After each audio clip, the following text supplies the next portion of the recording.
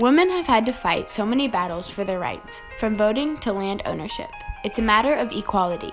Them joining the military is another battle they've had to fight. This is the conflict and compromise of women in the military. During the time of the Revolutionary War, women were only allowed to serve in military camps as cooks, nurses, laundresses, mechanics, and occasionally spies. During the Civil War, approximately 6,000 women were employed as nurses, 181 being black. In World War I, over 12,000 nurses were employed in 198 locations. Female nurses could achieve relative status. It means they earned less pay and less status than their male counterparts. Florence Nightingale, a nurse in the Crimean War, was born on May 12, 1820, in Florence, Italy. When she told her wealthy parents she wanted to pursue her dreams of being a nurse, they forbid her from doing so. She was active in philanthropy when she was young and participated in helping the poor near her family's estate. She improved the sanitary conditions of the hospital she worked in and saved many lives. She also established a laundry to clean linens, a classroom, and a library. Your name is? Alice And your last name? Malinowski. What started me going to the Army was they had a nurses' convention in Missoula when I was working there. And my friend and I were listened to this Navy nurse. She was pretty, all dressed in uniform. And so we decided we'd join the Navy. And then I went to work at the hospital in the nurses' dining room to earn some money to go into nursing. And some of those older nurses were so nasty to our little people who had to be on the lower level. And I decided when I get through school, I'm never going to treat anybody like that. But I did, and I enjoyed being an Army nurse. It was different. But I liked the regulation. And, of course, we never knew from one day to the next where we were going or what we were going to be doing, but we had a good cruise. Rosie the Riveter encouraged women to join during World War II. WAAC provided opportunities to women and persuaded the government to let them serve when the country was not in an emergency. Before women were allowed to fight, they had to dress as men to be soldiers. Deborah Sampson disguised herself as a man in Washington's army as Robert Shirtliff. She was discovered to be a woman after she was wounded in battle. She fought between 1782 and 1783. During the Mexican War, Elizabeth Newcomb registered as Bill Newcomb in the Missouri Volunteer Infantry. She marched 600 miles to Colorado winter camp before being discovered. During World War II, nearly 400,000 women served in non-combat roles in the military. They worked as nurses, ambulance drivers, mechanics, and other technical roles. 88 of those women were taken prisoner and 16 were killed. In 1948, after the war, Congress passed the Women's Armed Services Integration Act. The passing of this act allowed women to serve as permanent members of the U.S. military. Before this was passed, women were only allowed to serve in times of war. My name is Captain Joanna Heigl with the United States Coast Guard, and I am a part of the Coast Guard Reserve currently and have been in the Coast Guard Reserves for 18 years. Before that, I did 5 years of active duty, and before that, I graduated from the United States Coast Guard Academy in New London, Connecticut in 1995. So, what are some struggles and conflicts that you have overcome being a woman in the military? That's a good question.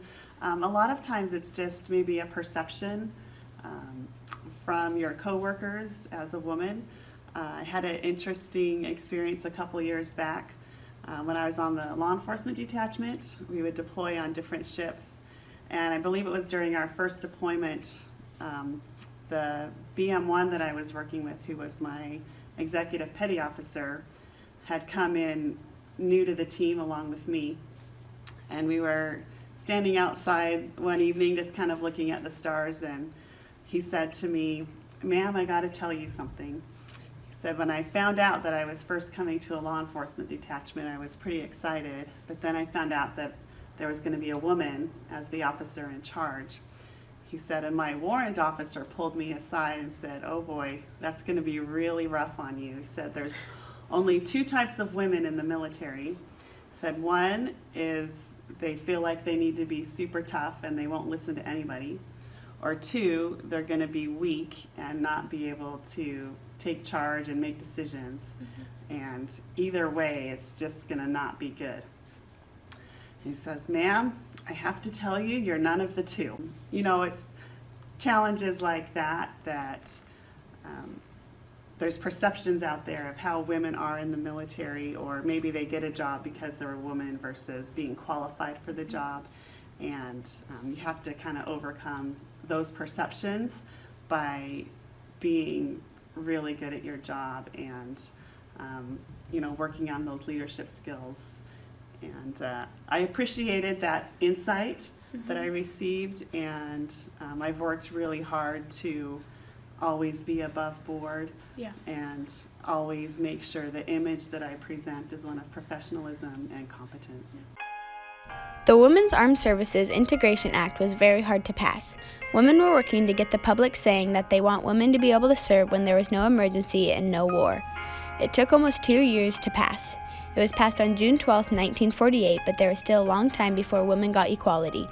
Men expected Rosie the Riveter and other women activist campaigns to go away and give up on women's rights. In the Vietnam War, 1962 to 1972, 8 women were killed while serving in combat. Commander Elizabeth Barrett became the very first woman in the U.S. to hold command in a combat zone. A big turning point was when the first woman got admitted into 4 of the 5 military academies in 1976, the 4 being West Point, the U.S. Naval Academy, U.S. Coast Guard Academy, and the Air Force Academy. Women have experienced rape ever since they were joining the military, whether they were disguised as men or not. Army Specialist Sarah Reyes was raped by a member of her own platoon in Fort Stewart, Georgia. She now suffers from extreme anxiety and has a tendency to run away from things, a change from her old self. He was never arrested. Rape is a big struggle women go through in the military. It happens more often than most people would think. Rape in the military has been widely reported for years, yet there's not enough being done, and not enough has been done throughout history. January 24, 2013 marked the day the ban on women serving in combat roles was lifted. The Secretary of Defense, Leon Panetta, lifted the ban and allowed women to serve in ground combat with men. The goal was to make all jobs gender neutral, meaning if they meet the physical requirements, they can get considered for the roles. My name is Erin Edwards, and I have been part of the NJROTC program at Port Angeles High School for 4 years, and I am getting ready to head off into my military career. Right now I have the options of either the Naval Academy, Coast Guard Academy, Air Force Academy, or an ROTC scholarship for the University of Washington. Through debating my options, the key question that I have asked men and women who are in the military is what it's like for women.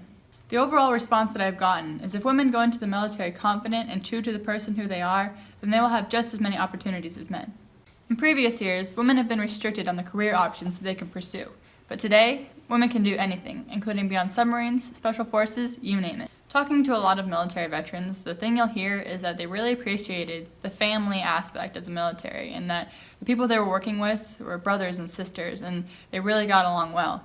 I'm really excited to go to a military academy, specifically probably Coast Guard, where you have 200 or some odd classmates who are family. They're your best friends, they're your brothers, they're your sisters, and both men and women are working together to create the leadership background of the military for the United States of America. Today, over 35% of students at the Coast Guard Academy are women, and I'm really excited to join them and represent the strength of females around the world. In December of 2015, Defense Secretary Ashton B. Carter said that the Pentagon will allow all combat jobs to be open to women. He said that there will be no exceptions. Women will be allowed to fight on the ground, by sea, and in the air. It was said that by 2016, all combat roles would be available. The decision opened 220,000 jobs to women. Today, women are a big and important part of the U.S. Armed Forces, with more than 200,000 serving right now. They make up 14.5% of soldiers in active duty.